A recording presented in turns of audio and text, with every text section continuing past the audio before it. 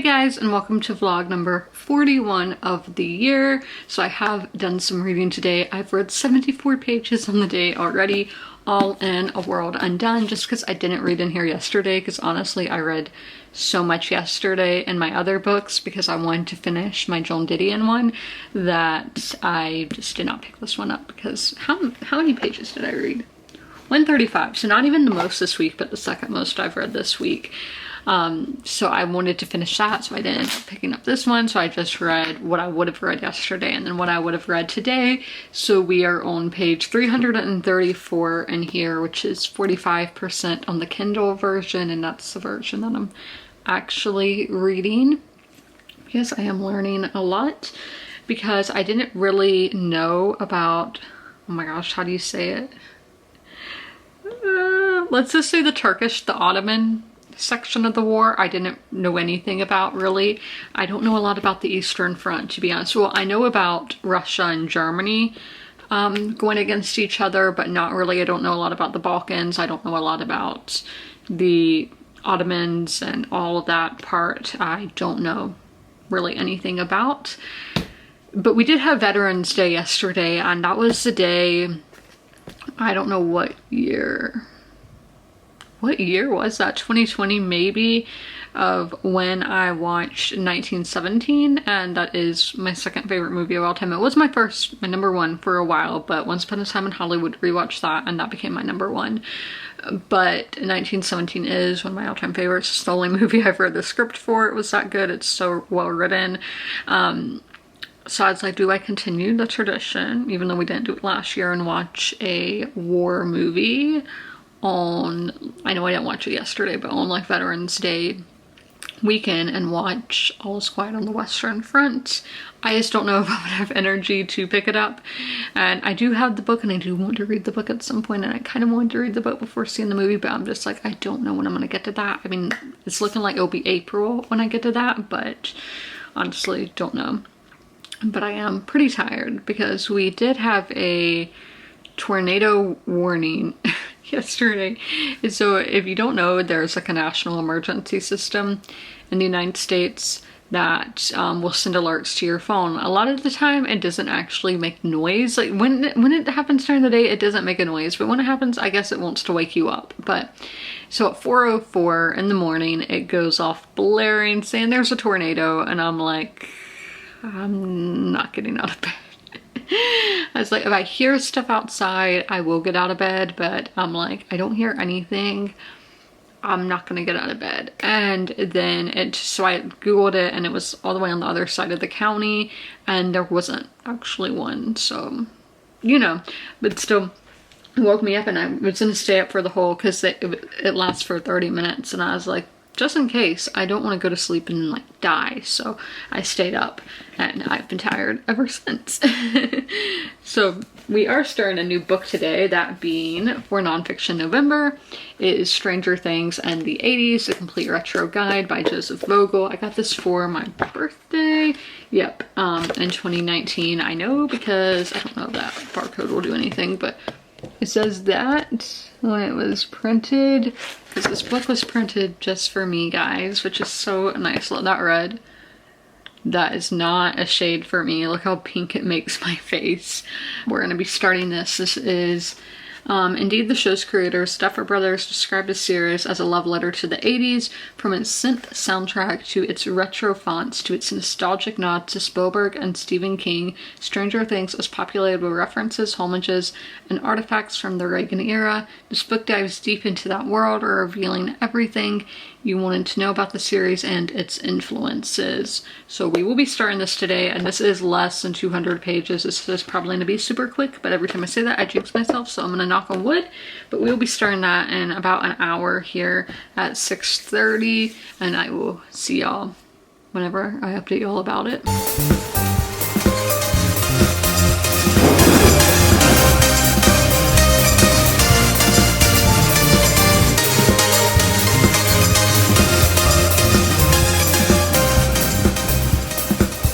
I'm about 70 pages into Stranger Things in the 80s so far. And let me tell y'all, okay, first this reads like a Reddit post, so it reads very fast. But this Reddit post where people don't know how to break paragraphs, there's someone waiting that doesn't do this, but I'm just saying it's not like those Reddit posts. Like when the stranger, okay, well first, well, the Song of Ice and Fire fandom, I feel like there are so many intelligent people and their posts are just so well thought out and well written. That's like this book. But on the Stranger Things, I feel like, well, obviously the Stranger Things fandom probably is very young, as the characters on the show are quite young. And then, you know, Stranger Things fandom's kind of awkward. We have all these young people watching because the characters are young and all that, but then we also have like an older crowd watching because they're having nostalgia for their youth that was in the 80s. And then another thing, we have kind of the three age groups in the show, like the middle schoolers, the high schoolers, and the grown-ups. When I started the show, I was in high school, so I resonate with those characters more. And so you have three different age groups that people can resonate with, but that is all besides the point. But what, okay, well, not really. So I'm saying on the Stranger Things Reddit, I don't really see these well thought out posts that often, just because I think it's mainly because there's a younger audience and they're still developing, their minds are still developing, they're still learning and not really analyzing the show in an intelligent way. I think a lot of times in the Stranger Things fandom, people are projecting onto the show, which I think is the worst thing that can happen in media and can happen in pop culture, is people projecting their own feelings and emotions onto something. But that's being said, this is very well written and what I would like to see on the Stranger Things Reddit more often. So our first chapter talked about Stephen King, and I did take a picture of a paragraph because I'm not annotating this, I'm only annotating it's not one of my annotated ones, basically. So it says, yet regardless of snobbish criticisms, King's novels resonated not only because they spoke so intimately to readers, but also because they spoke so directly to the period in which they were released. King's work was about what was beneath the placid surface, the nightmare beneath the American dream. Love that. He wrote about religious fanaticism, government conspiracies, drug and alcohol abuse, discrimination, bullying, and social panics. His work explored our fears, anxieties, secrets, and sins. His characters were often outsiders, freaks, losers, and loners. So true, and I love when authors go in and look at those themes, and I think that is very prevalent in Stranger Things. As I said, this book did come out in, I think, 2017, so we don't see season 3 and season 4 talked about. As I only say season 4, I feel like it's their Stephen King season. I think we have a lot of Carrie and It inspirations in that, but obviously you can see inspirations throughout the whole show. Our next chapter was about Spielberg, and I think obviously so many iconic movies, like, grew up on those. I think E.T. is the main one that you can really see resonating with Stranger Things. I didn't mention one scene where I'm like, that is E.T. when, okay, kind of spoiler, when Eleven makes the bike go up in no, the bike doesn't, that's E.T. She makes the van flip, but they're on the bikes, you know, that kind of thing. That reminds me of that. And then our third chapter was on just other 80s movies, which I think season 2 is very Fast Times at Ridgemont High kind of inspired.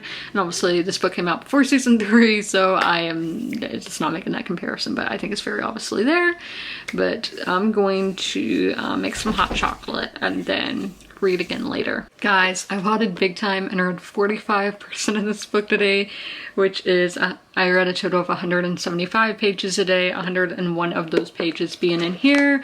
So you could definitely read this like in one day. Very doable, very easy to, especially, like, don't read this if you haven't seen the show because you'll just be confused and hate your time. Speaking of, I'll probably give this a 3-star because I do like it. I'm not loving it. It's not a new favorite, so it's a 3-star. I'm enjoying it. I recommend it if you've seen the show. So let's see some of the talking points. So they talked about music, and I really loved how they really talked about the season 2 trailer that premiered at San Diego Comic-Con, because that is my all-time favorite trailer for anything, and Sean Levy said the same, that it was his favorite, and that he begged the Jackson family to let Thriller be in that trailer, and I'm like, thank you, sir. But then there were some other chapters and all, but a big chapter about like latchkey kids or whatever, and there was a thing saying that millennials and Gen Zers don't really have that's why they love Stranger Things, because it's freedom of childhood. But that I don't know how hard it is for people to get through their minds. When I was a kid, which I'm in my 20s. Like, we used to ride our bikes all over this neighborhood, going to people's houses and all of that, going in the forests and fields and all of that. I was on my bike everywhere. My parents did not always know where I was. They knew I was out, but they didn't know where I was. But, so I'm just saying that we did have that. And I didn't have a smartphone on me. I didn't have this until I was like a teenager. So I don't know why that's such a thing when they're like, Gen Zers and millennials, they don't know childhood without the internet. Yeah, we do. Thanks. I'll see y'all tomorrow. Hey guys, happy Sunday. It is Sunday, yeah. I don't think I'm gonna start reading until around 6, just because I get home right usually around 3 on Sunday. So I just got back from the grocery store, so I'm gonna have some lunch and probably watch some football. Guys, when I watch football, I have no idea what's happening. I'm probably gonna do some writing as well. I've had so much inspiration lately, which is super nice. This is just like informal writing, though. This isn't writing that I thought about doing NaNoWriMo this year, but I got inspiration for other things. I don't really want to work on that specific story, so you can always do NaNoWriMo in other months. If you want to do December, you could totally do that with the same. I want to write 1,000 words this day and that kind of thing, but obviously NaNoWriMo doing it in November, you have that group where a lot of people are doing it, so you have a lot of people to talk to about it. But I'm sure you could post on the NaNoWriMo Reddit any time of year. But being said, I've had a ton of inspiration lately, even if it is just for little things, nothing that is the novel that I one day want to publish, but I'm still having fun. It's probably my favorite pastime is writing, and I enjoy doing it, so that's what I'm probably going to be doing. And then start reading around 6, as I said. But I did watch All Quiet on the Western Front last night, and they do have an English-British version dubbed, but I watched it in the original German with English subtitles. To let you all know, I have not read the book, but I do plan on reading the book next year in probably around April, but how I'm doing my mood reading next year is going to be different from how I did it this year, so it might even be sooner than that, it might be later than that, but I do plan to read the book at some point. That was the most brutal movie I've ever watched. I watch a lot of movies and shows that have gore in them. That's just something like period dramas, there tends to be gore. But this one really did make me nauseous. After the movie, I felt really nauseous and I was like, I'm gonna get a Gatorade and take some Tums, thanks. But it was a very dark movie, and honestly my jaw dropped several times. But it is to show the brutality of war, what war really is, and how the people on top are the ones that you really should be blaming for the issues and not the common soldier. I talk about this a lot. A lot of times I talk about with Vietnam, I'm against the Vietnam War. I don't think it should have happened, but I'm not against the common soldier. Like, they're just doing the orders they are told. So I am against the generals, you know, that kind of thing, president, whoever is in charge. And I think that's something a lot of times we see with Germany. I think The Book Thief, that's why I do think The Book Thief should be required reading and not a banned book, is that it shows that the common man does not have control of that. The common man is not as hateful as the people on top are, as violent. And there's this guy, he's a YouTuber,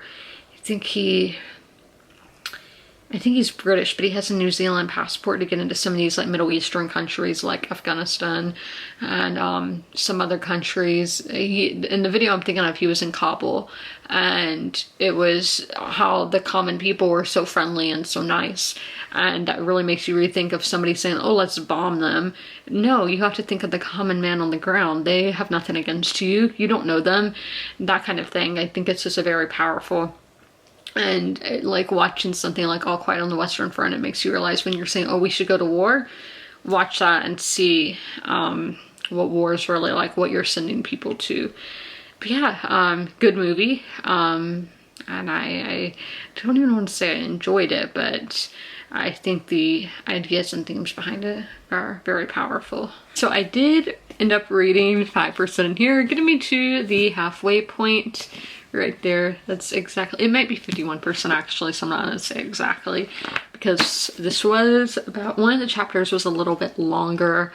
We are going into, I think, 1915 now, and there was a lot about the more eastern front of the war, and basically, well, not basically, what was the first genocide of the 20th century, with that being the Armenian genocide.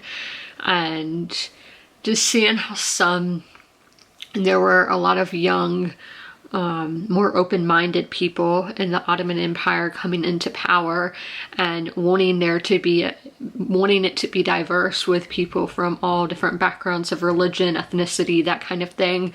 But the more conservative came out on top, therefore making it want it to all be Muslim and not be anything else. So they went and killed Armenians. It's just interesting to think how that can kind of be seen. Obviously, there hasn't been a genocide in the United States, but kind of seeing how there is a lot of young people putting their voices out there, but then we have people who don't necessarily we agree with winning elections and that kind of thing. But yeah, I don't want to get too much into modern politics here. But speaking of reading A World Undone, I should say what page I'm on. I'm on page 376. It was great to watch All Quiet on the Western Front while reading this, because I was like, oh, gas attacks. I just learned about that yesterday, about chlorine being used and the effects of it and how long it lasts.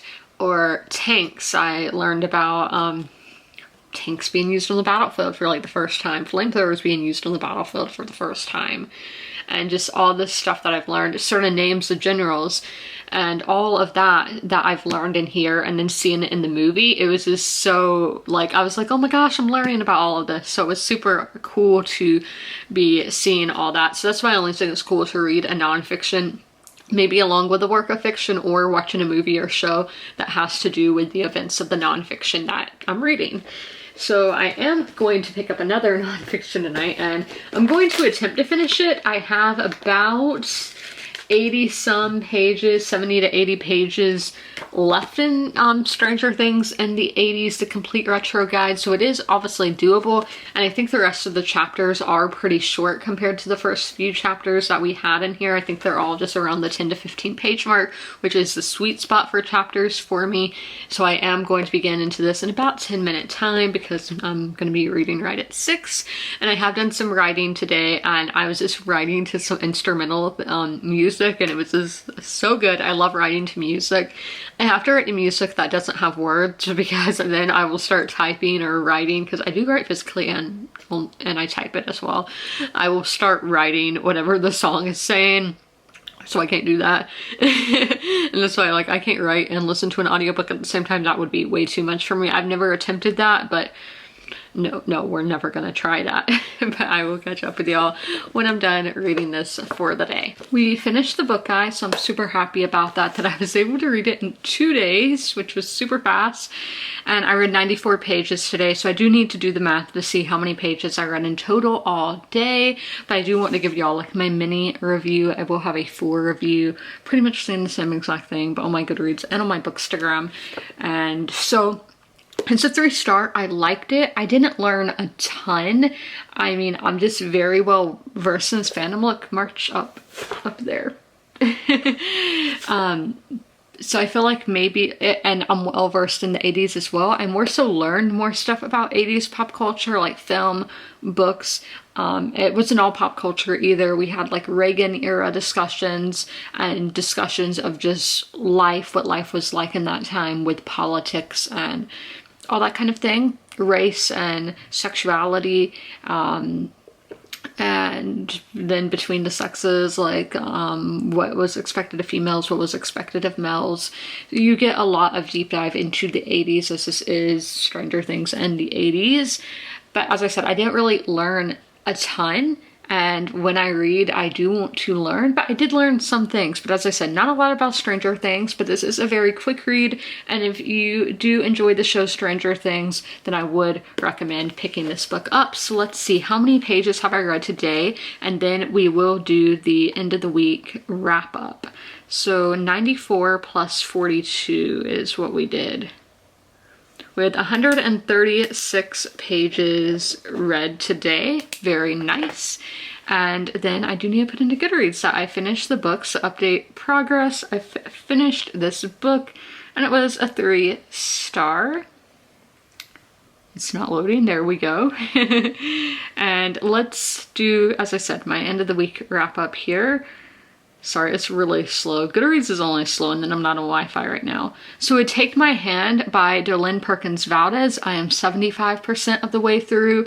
And then we know this one is only iffy, so I'm just gonna say what Goodreads says, even if the Kindle app tells me different. But with A World Undone, The Story of the Great War, 1914 to 1918 by G.J. Meyer, I am 46% of the way through. And then let's look at my 2022 reading challenge. I've read 91 books this year when my goal was 80 books, so I am 22 books ahead of schedule at 114% of the way to my reading goal. I will see you guys tomorrow on Monday. Happy Monday. I have read today. I can't tell you how many pages. I know it's like over 30. I'm sorry it's so like dark looking. We know the brightness in this camera sucks and the sun goes down earlier and I am kind of in a bad mood because I was told I'd be going to Chick-fil-A around 4 or 5 and I got pushed back to 6 and I'm like, I'm hungry. I have all this makeup and nice clothes on that I don't want to dig into a cupcake and get red stuff all on my face. I think it's actually a white one that I'm eating today, but I am hungry. And I'm tempted to eat a cupcake. Do I do it? Do I do it? I say we do it. I say we do it. I finished the book. I read 85 pages in it today and I am giving Take My Hand a 4-star, meaning I loved this book. It's just not a new favorite of mine, but I highly recommend it. So you can see I dog-eared several pages. I have tabs throughout, but let's go into my thoughts. So these are really rough thoughts. Like I literally just finished, haven't written my review yet. So again, these are really rough. And if you would like a better understanding of my thoughts, I will have a link to my Goodreads book review, which is a written out book review, down below in the pinned comment. And then I will be posting on my Bookstagram as well if you would like to see an aesthetically pleasing book picture. But let's talk about it. So characters. As I talked about in I think last week's vlog, the character of Sybil is one who is trying so hard to do the right thing, be a good person, which that is amazing. We should all be like that, but she doesn't make things easy for herself. I feel like she injects herself into situations that she shouldn't be getting into. I feel like she just makes her life a lot harder for herself than she should. And honestly, that is kind of like an amazing thing that somebody is willing to like sacrifice their own, not life, but like their social life to try to do good. And I think a lot of this was because of guilt that she had about the actions that were taken against these impoverished children and impoverished women in Alabama, that she felt the need that she had to do this. And so there, I found her annoying because I'm like, oh my gosh, you're making this so hard for yourself. Just, you don't need to get involved. Just tell somebody about it and your issue will be solved. But she does develop so much throughout the novel. Like this is greatly done. Greatly is that a word? Perfectly done character development. By the end of the novel, she's realizing that, hold on, I'll get a quote here, that I needed to talk to her to tell her I understand how a person could get so caught up in doing good that they forget that the people they served had lives of their own. That was, I don't know, that was really the one that I was thinking of. And let's see what other quotes I have in here. Oh my gosh, where is it? This is my first time dog-earing a book, so that is also something that is new to me. Did I put that in the wrong spot? Okay, yeah, I put the annotation in the wrong spot. It's the paragraph above that, so let me edit that quickly, that I put the arrow to the wrong paragraph. But this quote said, I had learned the hard hard way that no good deed went unpunished. And she definitely does develop throughout the novel, but for the vast majority she did annoy me, so it kind of like hindered my reading experience. Atmosphere, this does take place in rural Alabama and in Montgomery. I've never been to Montgomery personally, at least I don't think that I have. I have driven through Alabama several times, and spent the night in Alabama. The Southern culture, everything spot on, dialect, food, just the politics, everything spot on for Southern culture. The writing was good, it was decent. The plot is where this flies. It's amazing, and that this isn't really an issue that is talked about in America. So this particular one was in the early to mid 1970s, and it's happening in the same state and a year after the Tuskegee experiments were like revealed to the public. If you don't know what that is, basically they were purposely infecting African American men with syphilis, and obviously these men didn't really have an understanding for what was happening to them, and they were just treated very poorly. That is probably the most well-known documented American experiment, like human experiment. So that was happening in around the same time period, and this is loosely inspired by a true story, but it's not the exact same thing. As I said, it was loosely inspired, but we didn't learn anything. So like in school, I didn't even learn about Tuskegee. So that was something I've learned in my own research, that we don't learn about these things happening in our own country. We learn about the Nazis doing stuff in Germany, but we don't learn that even in our own like parents and grandparents generation, that this kind of stuff, experiments basically, were being done on humans, and the vast majority of the time it was to minorities. And this has still happened as recently as 2020. ICE was doing it to women in the ICE camps. Deportation camps? I don't remember the exact word, but ICE was performing these things on them. But yes, I learned a lot, and I do think this is an important read, and I definitely recommend picking it up if you do have a book of the month subscription, and just pick it up in general, because I learned so much from this book. We are about to start a new book for my mood reading pick.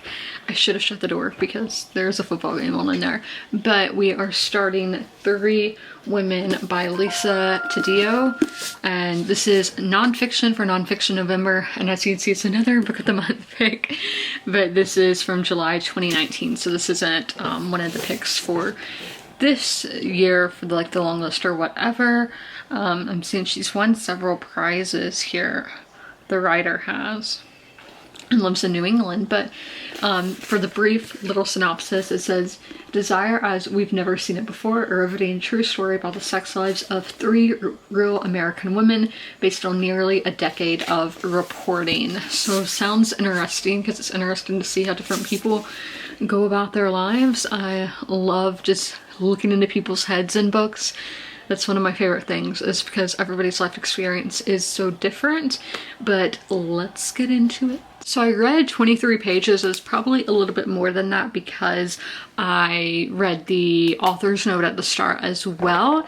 The writing here in 3 Women is top notch. So for the prologue, it was about the author's kind of life and her relationship with her mother, and how that probably influenced her own life. So that one was told in like a normal like first person format. Then we get to Maggie's chapter, and some of it is in second person, which I wasn't expecting, and then we had some that was in third person. So we're seeing all kinds of different formats here for point of views, and I think that should be interesting to see how it plays out. And I wonder if each woman is going to have a different one, first person, second person, third person perspective. I'm just wondering how they're all going to do that.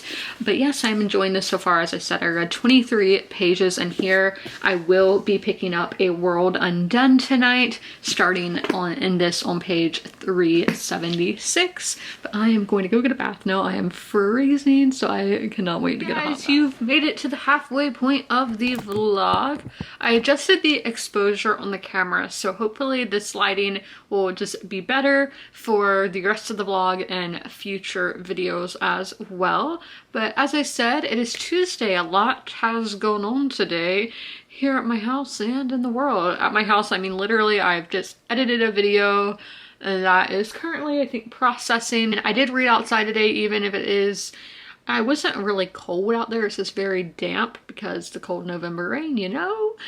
But I'm not gonna get too much into this, but I just want to say this, that Russian missiles hit Poland, but like they were supposed to hit Ukraine. But just because that could be a huge world moment, I just want to signify that this is what I was doing on the day that that happened. Yeah. And we have started a new book today. We've started The Good Left Undone by Adriana Trigani, and I am 20 pages into this. Let me see the exact number for y'all. 21 pages into this, and it is over 400 pages, so not that far in. And honestly, I'm just like, what is the point? Because I haven't read this, so it's not subscription, the description. So Matilda, the Cabrelli family's matriarch, has always been see these big words in the things, and then the books have like normal words. I've just noticed that with a lot of reading, but okay. But she's brusque and opinionated. I can't talk.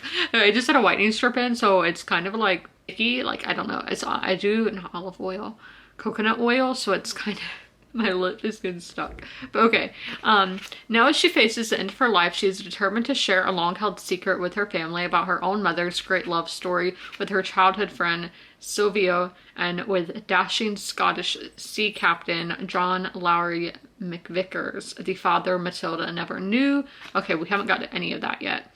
In the Halicon Pass, Domenica Cabrelli thrives in the coastal town of Viareggio until her beloved home becomes unsafe when Italy teeters on the brink of World War II. Her journey takes her from the rocky shores of Marseille? Is that how you say it? To the mystical beauty of Scotland, to the dangers of wartime Liverpool. Liverpool was the first UK city I've been to let y'all know. Where Italian Scots are imprisoned without cause as Domenica experiences love, loss, and grief. When she longs for home 100 years later, her daughter Matilda and her granddaughter Anina face the same big questions about life and their family's legacies, while Matilda contemplates what is worth fighting for. But Matilda is running out of time, and the two timelines intersect and weave together in unexpected, heartbreaking ways that lead the family to shocking revelations and untimely redemption. So that sounds great, but right now I'm like, this is a 2-star. I'm just like, where are we going with this? So we're in pandemic time, I'm assuming, because they have talked about a virus that is killing old people. So I'm assuming it's COVID. And if you remember, COVID was really devastating to Italy at the start of the pandemic. And so I'm assuming we're in like the 2020s or 2019, because it hasn't put a timestamp on anything. And that was something that I haven't annotated anything yet, but I was thinking of annotating, saying it doesn't say a year, and I'm honestly confused and lost. But I will talk to y'all later when I'm done reading this for the day. Oh, look how good that looks, because it is pitch black dark outside. So I'm really happy with the setting that I did for that, for the lights. But I got to page 107 in here, which I honestly did not think I would read over 100 pages in here today, but I did. And that was 11 chapters. I added one more chapter because it was literally 2 pages long. And I was like, I can't just leave that there. So I'm going to go to my tabs and tell y'all my thoughts. So yeah, it was a slow start, and I was like, when is this gonna kick off? Because we were still in our, I did the math, and I think it does take place like this year in 2022. Like the timeline that is during our present day, I'm not as interested as previous 20th century timeline. But yeah, there were pages, like all of this is just dialogue, nothing else. Somebody had told me it's called prose, but English is not his first language, so I don't know if maybe we call it something different, because I feel like we don't say that, but it might be. But there is no like anything outside the dialogue, and I just find that so confusing, because after a while I'll just be like, okay, who's talking? I'm confused. That may just be I'm dumb, who knows. Then our next tab here is 81 pages in. I was starting to get into it. We were in our other timeline, and I think the year was 1920. And I'm like, I could love this book. So it's moved up to like a 2.5 or a 3-star, more like a 3-star, but both of those would be a 3-star on Goodreads. And then we jump back to 2022, and so there's the granddaughter, Anina, and she's like saying her fiance couldn't come to the grandma's birthday party because he had to have a meeting for work at the cafe, and like, so all the family is like hating the fiance. And I'm like, every book, I literally mean it, if somebody starts out in a relationship, they're going to end the book in a different relationship. Authors do not want happy couples out here, and it stresses me out. I'm like, everybody's relationship is not toxic. Why is this a thing? And it's only as they're engaged. It's never boyfriend, girlfriend, it's fiancés. So like, maybe that's a thing. Like, I personally have no plans on getting married, but maybe if you do, don't do it. No, do it, because then you will prove different than what the book says, than what books say. But I do need to put into Goodreads what page I'm on and all of that, because I haven't even put the book in on Goodreads yet. But another thing I forgot to go to this tab because I got so triggered is that I'm scared I'm gonna get confused by how it's jumping around, that it's not really in a chronological, like one chapter is in 2022, the next chapter is in 1929. It's not like A, B, A, B, A, B. It's just psh, psh, psh, psh. It maybe be like A, A, B, and then B, B, A. Like, it's not a consistent pattern, and I'm scared that that will mess me up. So let me put it, I'm currently reading this, and did I say it's page 107 that we're on? Yeah, page 107 here. I want to know what percent it's going to be. I think it's going to be like a quarter of the book. 24%. I was 1% off, guys. Oh my gosh, that was a great prediction. Like, looking at a book, I can never tell if I'm halfway or a quarter, but I knew I read over 100 pages and this book is like 400 pages, so obviously I know that's a quarter. Like, I know basic math. I'm seeing where the writer lives. New York City. Yeah, that another thing, how we are in Italy, and we know I spent time in Italy, and I was learning Italian on Duolingo, so I'm loving the dialect, because obviously sometimes it does have words that are Italian, and I'm like, I know them. I'm so smart. But yeah, I will update y'all at 9 when we get into 3 Women. It's 9 o'clock now. We have a nice drizzle happening outside, and it's time to get into 3 Women. We will be starting in this on page 23 at Lena's perspective. I've never seen Lena spelt with an I like that, because I do like that name, but with an E. But I've never seen the I, so interesting spelling there. But we are going to get into this book. I only read Lena's perspective today, which was 11 pages, and then the next chapter is 20 to 30 pages, and I honestly don't have time to physically read that much more today because the rest will be on my ebook when the lights are off. You do need to see how many pages. I think I said 11. I got, wait, 12. Yeah, 12 pages, which isn't that much, but it's getting stuff done, and that chapter was very relatable for a don't be eating that. He's chewing on clothes.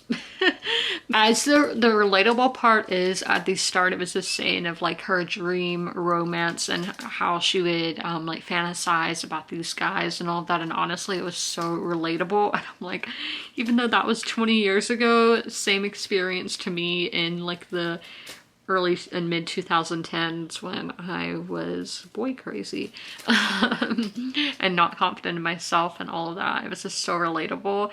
This is nonfiction again, so seeing people who have had relatable experiences to you is always interesting. So as I said, we got to page 35, which gets us to 11%. We only read 3%, so not a ton, but again, I can't help that.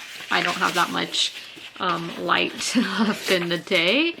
And let's see for the ebook where we're starting, so that's 11% of that. And I've read over 100 pages today, so I can't even be complaining about only reading 12 pages in there. So in here, we're going to be starting on page 410 on background of airships and land ships, which I want to know about tanks. Like, I saw tanks in that movie, and it was very gruesome, and so I want to know just about tanks, like how they were. I know like Leonardo da Vinci was the one who invented them, but like the modern version of a tank, you know, is what I'm fascinated in. But I'm gonna go take a bath with bath bombs, and you can check out my bath bombs, which ones I use, on Instagram. The link is always in the description of my videos. But I will see you guys tomorrow on Wednesday. How bright that is. Oh, I totally forgot to clear off the SD card. But it's Wednesday. I've read 2 chapters in here so far. I start on page 107 and I'm on page 131 currently. So I want to read at least 2 more chapters in this sitting. I have about 15 minutes till it's been an hour since I've started reading. But I did want to give you all a little update. Hey guys, time for the weekly Target haul. I did do a lot of damage this week. So first I got gloves because I don't own any, and these are like touchscreen compatible, and they were for $5 and they're by the Wild Fable brand. And then I got this Funko 2-pack. Since I don't really have a ton of places to store my Funko Pops, I'm only buying like my absolute favorites. And with this second wave, a Stranger Things one, it's so difficult because I think they did it for like basically all my favorites. So I got this 2-pack of Nancy and Robin, which is only at Target. They also had an Obi-Wan Kenobi and Darth Vader one that I really want, but these are like $23 for a 2-pack, so I didn't want to buy 2 at the same time. Then in here, they are doing these little houses. I have them for Valentine's Day, and I was just not able to get the Halloween ones because they were out of stock. So I did get a Christmas one, and they are $5. And with the Christmas ones this year, they have the light already built in, a battery operated light. See, it comes out the chimney and everything. Because with the Valentine's Day ones, you had to buy a tea light separately to put inside. So this is just so much easier, and then it's more sustainable because you don't have to buy all that extra plastic. And then I did get Delilah a stocking because this will be her first Christmas. So this one, and it is just a gray and white pattern and has the letter D on there. I really like the lettered stockings, and these were $15. For Fred, he also has a Target brand one. It's a red and white one. So I do recommend Target for their Christmas stockings. And then we have one more bag here, but this is probably the most exciting bag in my opinion. So we have some of the Christmas and winter birds. So the first one I'm going to show you is a Christmas one, and look how cute she is. Her name is it Bo? Yeah, Bo is her name. So she's like a little Christmas present, and the Wondershot birds are $5 like the birds for all the other holidays. So then the rest are winter ones, and we have this one here. The scarf is literally so soft, and her name is Pearl. Yeah, all this stuff will go out, or the winter stuff will go out on the 1st of December, but all the rest of the stuff will be going out November 24th and November 25th for like in my house, not at Target. And Target is still putting a lot of stuff out, guys, so if you don't see it, it's coming. And then this winter one, I love the sweater. This is Tricot. And we have 2 more birds in here. So another winter one. This one even comes with a little jingle bell on it, and its name is Varma. And then we have one more bird that is, yeah, oh, this is a Christmas one, and its name is Iska. Not sure how to pronounce that, but he has a little mistletoe on him. And then I did get the mid-century reindeer ornament. I got the bird last week. I saw these on one of the mid-century Instagrams that I follow, and I just had to get them. I love mid-century Christmas decor, and Target does do a lot of that. So I'm hoping they do some of the reindeer that they did last year, because last year I made the mistake of not buying them when I saw them and never got them. So I'm definitely going to be on the lookout this year, and I saw a ton of things that I want to buy, but there are coming weeks, and hopefully they don't go out of stock. But that is my Target haul for this week. Reading update time. So I read 106 pages in here today, and literally my only tab is that this is just fine. It's a 3-star. I have nothing else to tell y'all today about this. I'm at 48%, that's one thing, and I do prefer the past timeline than the current timeline. It's just more interesting, more going on, and yeah, I feel like the characters in that timeline have more depth than they do in the modern timeline. Again, I feel like this is a historical epic, but we have like half of it left, so I feel like it's not a lot to really develop the characters, but you never know. I have no idea where this is going to go, really, and I am liking it. I don't really have anything bad to say about it. Like, it's fine. It is a 3-star. So as I said, I read 106 pages, and here, this is The Good Left Undone, and I will see y'all later. Wow, I thought my hair would be a whole lot worse because I've been laying on the floor, because that is what I do. I was just watching this current vlog over again to just make sure. I was getting the timestamps to put the chapters down in the pinned comment in the description, so you're welcome for that. But I'm about to get into 3 Women. I think we're only going to be able to read like 1 chapter in here, because I remember when I was looking to see if I could read 2 last night that this chapter was very long, and it is the like length of what I would usually read in one sitting anyway, so it seems like it's just gonna be 1 chapter. That's kind of interesting, thinking of the chapters that we have read, that this one is so much longer. So is this woman Sloane? Yes, Sloane. Is she going to get more focus in the story or what? So we will be starting on page 35. Let's do our nightly update. So I read 22 pages, which yeah, was that 1 chapter, and I ended basically just on time. This book reads like fiction, but in a good way. Like, it's not dull, it's vibrant, it's indulging. You know, you're always curious about people in your life, but you don't know them well enough to ask certain questions. This is giving you all that stuff you want to know, and maybe a little more than what you would ask somebody that you're just an acquaintance with, but you are fascinated by their private life. And that is that. And again, this is, I got to 18% of the way in there. And I'm not going to be picking up A World Undone tonight, because I am going to be watching The Crown, and I'll give y'all my review of episode 2 of season 5 of The Crown tomorrow. Do the midweek check-in.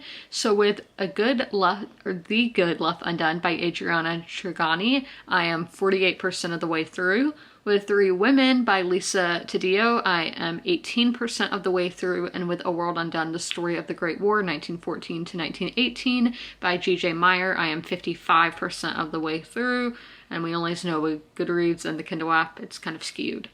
And then with my 2022 reading challenge, I have read 92 of 80 books. Therefore, I'm 22 books ahead of schedule and 115% of the way to my goal. But I will see you guys tomorrow on Thursday. Oh, and today in total, I read 128 pages.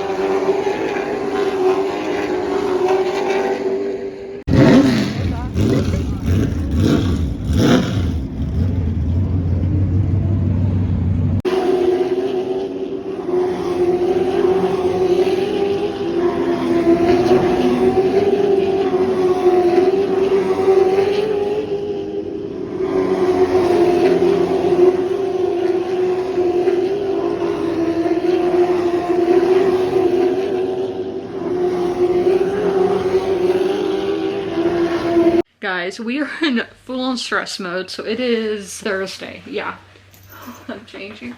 I'm really uncomfortable because I've been sitting on a wall of a racetrack for 3 hours, so I thought going to the race practice would only be like an hour, and it was 3 hours.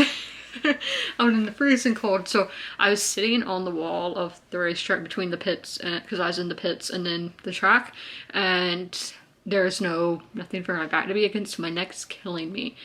But I have not read anything, and I wanted to read over 100 pages in here today, so we are going to eat and then get straight into reading. Why was I there? Let's get all into that. So my family's company is sponsoring a car in the race that is on Saturday, I think. Yes, Saturday. I don't know if I'm gonna go to that. It just depends how I'm feeling, what the weather's like, all of that kind of thing. It was like 55 degrees today, but I am freezing. My hands are so cold, and yeah, I basically rolled out of bed, ate some breakfast, did my makeup, went to the racetrack. I originally wasn't even gonna wear makeup, but I was like, I need something to do with my hands, like. So I put on a full face of makeup because you never know who you're gonna meet. You can meet like really famous people. You never know.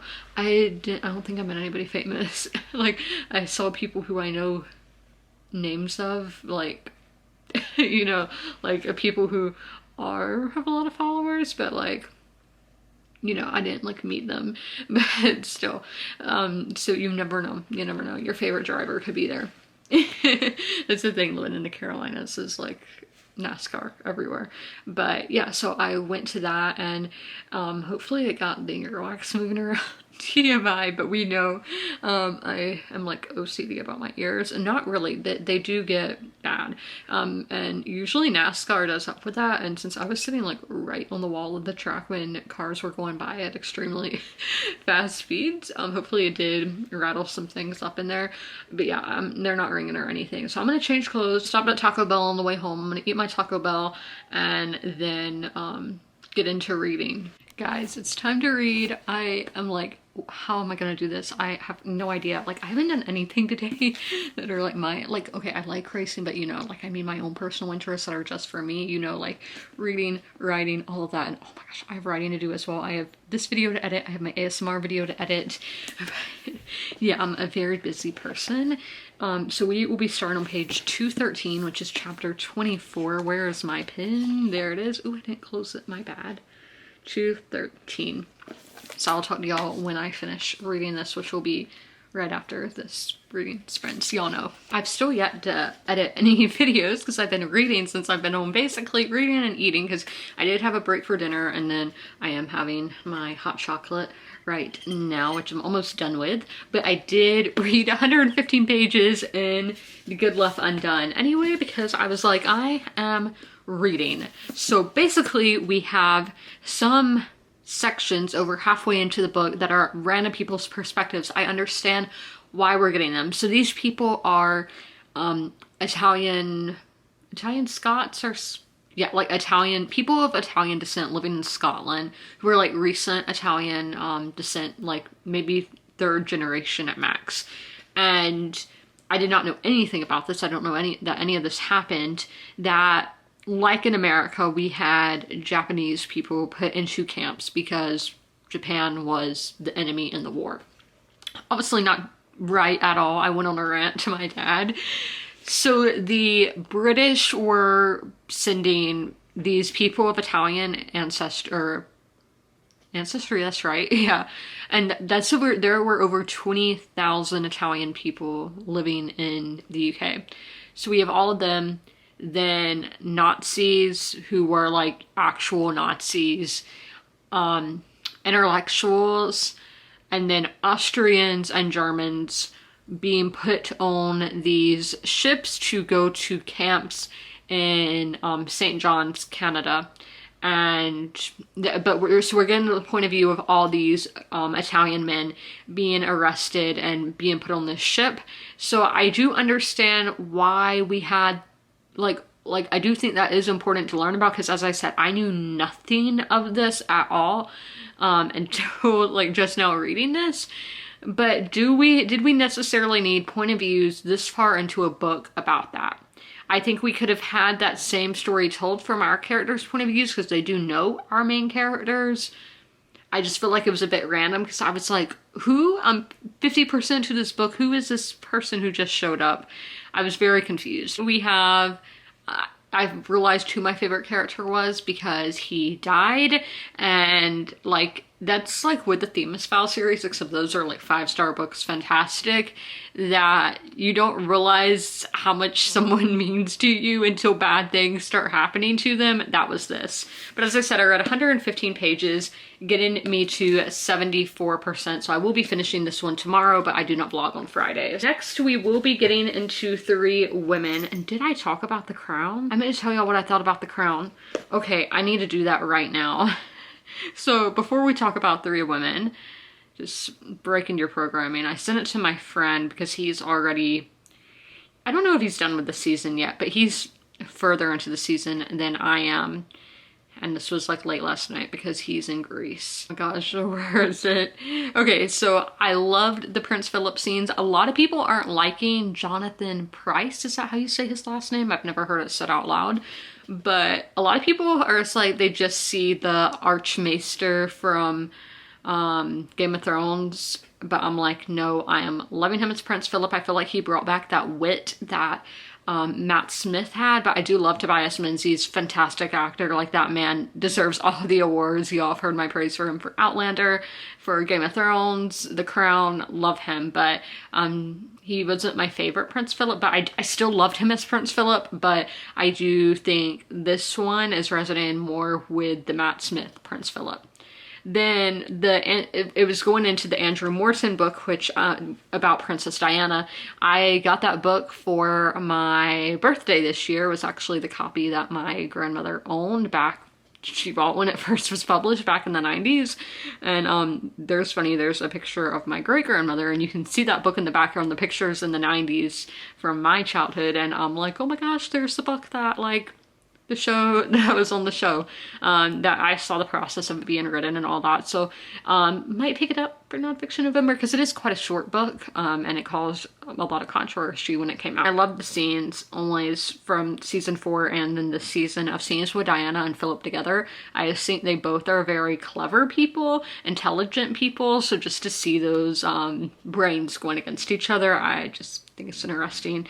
Diana actually is an INFP, like I am, same personality type, dreamer, that kind of thing. So I do find her relatable, and she's not my favorite royal, but I do respect her, obviously.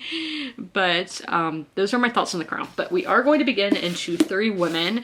I was really debating, like, should I even get into another book today? And my dad was like, yeah, you should. So I'm doing it. And this is looking like a long chapter. This could be bad. But I'm going to be starting on page 57. Last update of the vlog. So I read 22 pages in here. So that puts me at a quarter of the way through the book. And that was at Maggie's perspective. And it wasn't in second person. Her first chapter was in second person, but this one was in third person. So kind of interesting how it's changing like that. I'm not sure how I feel about that. So yes, I love the writing here, but I'm like, am I actually loving this book? But I'm like, is everything I'm reading a 3-star at the moment? I don't know. But I have really nothing new to add to this. But so far, since we've had experiences with all the women, all of the 3, Lena has been my favorite just because she's been very relatable so far. Because I do not know what happens. So if her story gets wild and y'all are thinking I'm wild, that's not true, because I am, no, I'm not wild at all. But we do have one more book to read today, and I will be listening to the audiobook while I edit my videos, because I do edit muted and then go in with the sound. Like, it's a process. And in here we will be starting on page 450. We are quite a good chunk of the way into that one, so let me put that we are starting on 450.